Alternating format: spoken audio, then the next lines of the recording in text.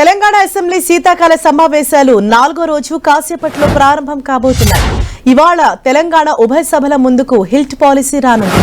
సభలో Hyderabad industrial lands transformation policy HILT పై స్వల్పకాలిక చర్చ జరగనుంది.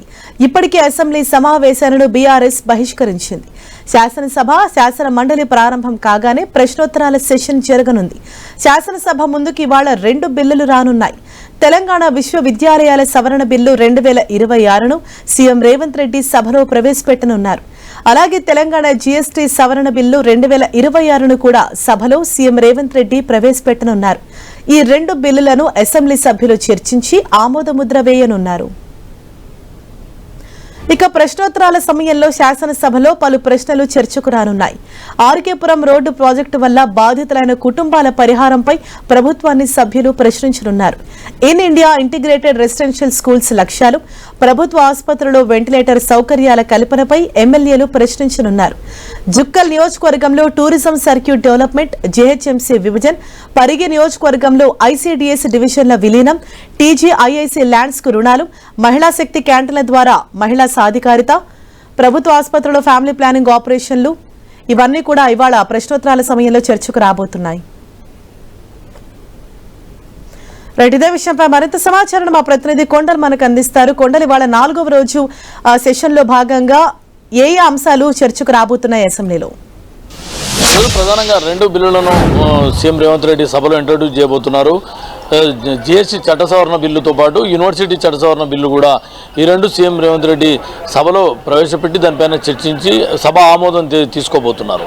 ఇక ప్రశ్నోత్తరాలలో 10 ప్రశ్నలు సభ ముందుకు రాబోతున్నాయి. దీంట్లో ప్రధానంగా జీహెచ్ఎంసీ విభజన, ఈ మధ్యనే జీహెచ్ఎంసీ విభజనను చేసింది. 300 డివిజన్లతో జీహెచ్ఎంసీ కార్పొరేషన్ చేసిన ప్రభుత్వం ఏర్పాటు చేసిన పరిస్థితి. మొత్తం 12 జోన్లు 60 వీటితో చేసిన పరిస్థితి ఉంది. ఈ నేపథ్యంలోనే జీహెచ్ఎంసీ విభజన ఎందుకు ప్రభుత్వం చేయాల్సి వచ్చింది, దాని వెనకాల ఉన్న ఉద్దేశం ఏందన్నది కూడా ప్రభుత్వం సభా వేదికకు క్లారిటీ ఇవ్వబోతుంది. ఇక ఇంటిగ్రేటెడ్ స్కూల్స్ లక్ష్యాలు ఏంటి అన్నది, తెలంగాణలో ఇంటిగ్రేటెడ్ ప్రతి నియోజకవర్గానికి ఒక ఇంటిగ్రేటెడ్ స్కూళ్ళు ఏర్పాటు చేయాలని ప్రభుత్వం భావిస్తున్న నేపథ్యంలో ఇప్పటికే కొన్ని స్కూల్స్ ప్రారంభమైన నిర్మాణ దశలో ఉన్న పరిస్థితి ఉంది. వీటికి ఎందుకు ప్రభుత్వం ఇంటిగ్రేటెడ్ స్కూళ్ళు లక్ష్యాలు ఏంటి అన్నది ప్రభుత్వం సభ వేదికగా చెప్పబోతుంది. ఇక కొన్ని ప్రశ్నలు, వెంటిలేటర్, ప్రభుత్వ హాస్పిటల్ల నిర్వహణ, ముఖ్యంగా వెంటిలేటర్ సౌకర్య కల్పన, ఇవన్నీ కూడా వచ్చే ఉంది. అయితే ఈరోజు ప్రధానంగా హిల్ట్ పాలసీ పైన అసెంబ్లీలో చర్చ జరగబోతుంది. ఎందుకంటే ఇటీవల హిల్ట్ పాలసీ ప్రభుత్వం తీసుకొచ్చిందన్న దానిపైన బీఆర్ఎస్ తీవ్రమైన ఆరోపణలు చేసింది. ఏకంగా హిల్ట్ పాలసీ వెనకాల 5 లక్షల కోట్ల అవినీతి జరిగే అవకాశం ఉందని చెప్పి బీఆర్ఎస్ వర్కింగ్ ప్రెసిడెంట్ కేటీఆర్ చేసిన ఆరోపణలు అన్నవి రాజకీయంగా దుమారం రేపినాయి. అయితే దీనికి అధికార విపక్షాల నుంచి ఆరోపణలు, ప్రత్యారోపణలు వచ్చినప్పటికీ ఈరోజు సభలో హిల్ట్ పాలసీకి సంబంధించి సీఎం రేవంత్ రెడ్డి దానిపైన క్లారిటీ ఇవ్వబోతున్నారు. అసలు హిల్ట్ పాలసీ అంటే ఏంది, హిల్ట్ పాలసీ తెలంగాణ ప్రభుత్వం ఎందుకు తీసుకొచ్చింది, గతంలో ఈ పాలసీ ఉందా, ఒకవేళ ఈ పాలసీ తీసుకొస్తే దీనిపైన బీఆర్ఎస్ చేస్తున్న ఆరోపణలు నిజమెంత, వీటన్నింటికీ ఆధారాలతో పాటు రేవంత్ రెడ్డి సభా వేదికగా చెప్పబోతున్నారు. ఎందుకంటే గతంలో హిల్ట్ పాలసీ అంటే Hyderabad industrial lands transformation policy, అంటే హైదరాబాద్లో కాలుష్యంకి కారకులుగా ఉన్న పరిశ్రమలను ఔటర్ రింగ్ రోడ్ ఆవలికి తరలించాలనేది ప్రభుత్వం లక్ష్యంగా పెట్టుకుంది. ఎందుకంటే నగరం వేగంగా విస్తరిస్తున్న పరిస్థితి ఉంది. ఇప్పటికే రెసిడెన్షియల్ ఏరియాస్లో, ఇండస్ట్రియల్ ఏరియాస్ చుట్టూ రెసిడెన్షియల్ ఏరియాస్ వచ్చిన పరిస్థితి. ఈ నేపథ్యంలో ఇండస్ట్రీస్ని ఇక్కడ నుంచి తరలించాలి, పొల్యూషన్ ఫ్రీ సిటీగా హైదరాబాద్ ఉంచాలన్నది ప్రధానంగా